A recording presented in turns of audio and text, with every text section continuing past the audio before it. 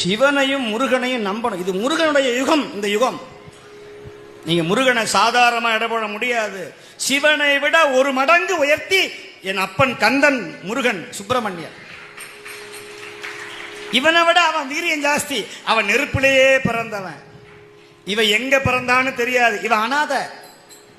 அவன் அனாதிக்கும் அனாதி, ஆதி அந்தமில்லாத ஆறுமுக கடவுள் என் அப்பன் வேளன், குகன், சண்முகன், சடாட்சரன்.